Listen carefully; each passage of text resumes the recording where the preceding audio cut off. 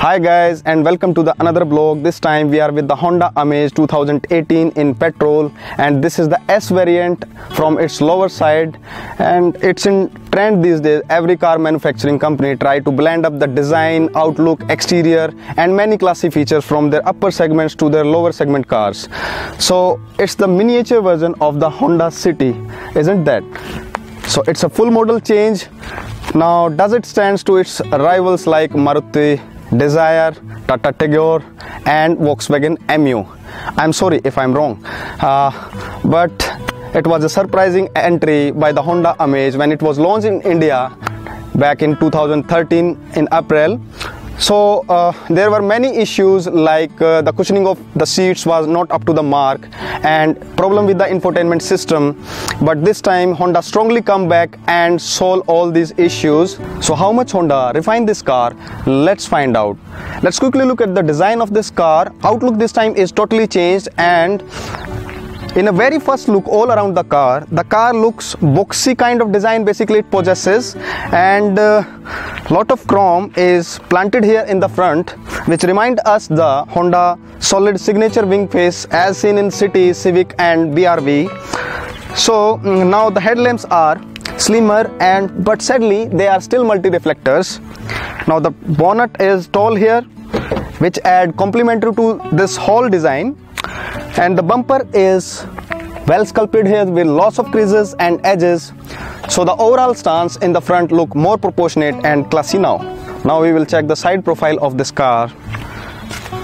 So side profile of this car looks a lot cleaner with a single prominent character line that's run across its length, and thanks to the more flowing design from nose to tail. And in exterior we will get the LED indicators on the external mirrors and a shark fin antenna on the top of the roof, while the slim and the flimsy door handles have been replaced with the chunkier units from the Honda City. And now the wheelbase is hereby increased by 65 mm, and you will get the 15-inch wheels with the wheel caps. And now the ground clearance is also increased by 5 mm, so the total ground clearance is 170 mm now, and which is just enough for the Indian conditions. So the second generation Amaze is wider by 5 mm to its running model. If you look at the car from behind, the car seems relatively boxy and flat layout.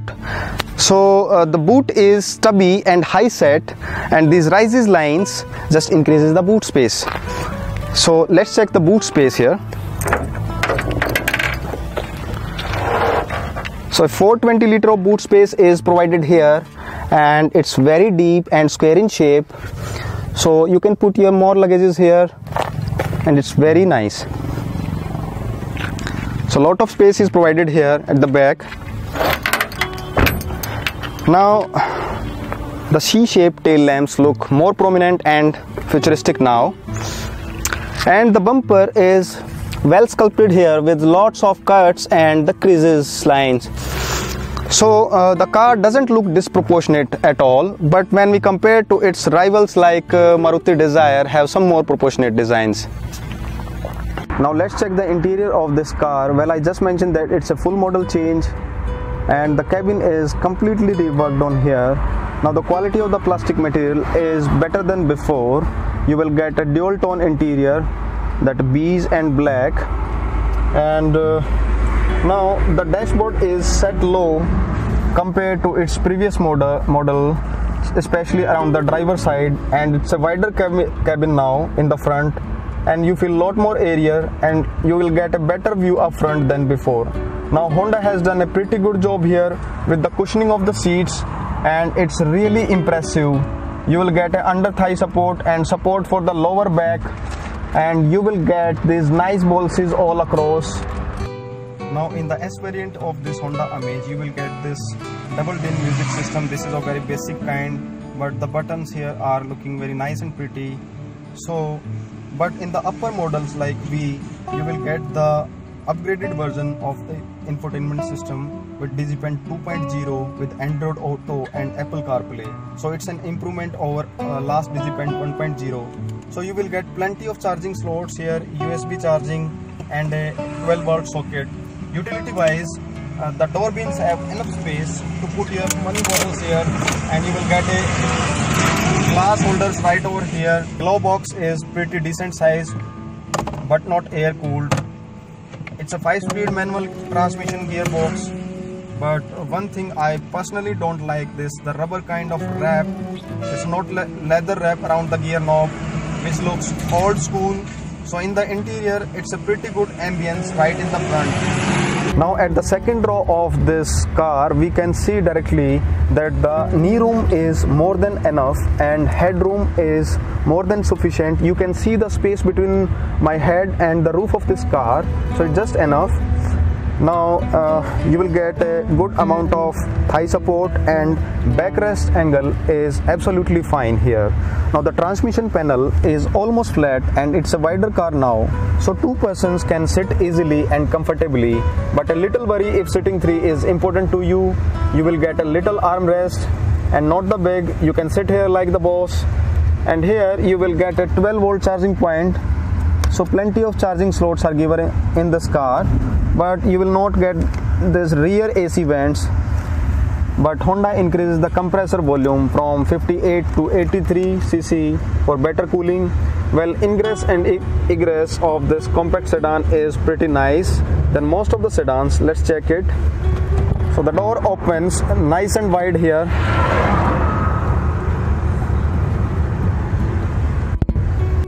Now let's take this car for a ride, and it's a petrol model with us, so it produces 90 bhp of power for both petrol as well as full CVT formats. Now the NVH levels aren't so good, so not so impressive, but in idle condition the petrol engine is so silent. So but Honda claims that they have used a lot of sound deadening material under the hood. It should be a more quieter cabin. So it's a 5-speed gearbox here, and it's a very light and crisp to operate. The clutch pedal is not too hard and not too springy in nature, but it's really smooth and nice to operate. Now the steering system is pretty decent. It's really communicative and does talk to you in the highest speeds and give feedback and confidence to the driver. Stability of this car on a highway is really impressive and really awesome, and it really offers you a nice and pliant ride than its rivals, and doesn't feel light-footed at all on higher speeds. It's a good for city ride as well as on highways, so you really don't have to slow down on those rumble strips basically in the city.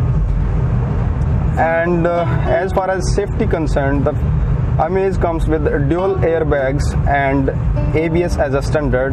You also get a feature like rear parking sensors in the lower variants, while in the top and VX variant you also get a rear parking camera. So it's really a value for money car. Now the party trick here is that it's a very fuel efficient car, and Honda claims a figure in excess of 19 km per liter for both manual as well as for automatic. Now it's a very smooth riding with safety features, refreshed cabin, and it's really very refreshed cabin. Now the cushioning of the seats now this time is really improved, and gearbox is very smooth, light clutch, and in last the Honda solid warranty.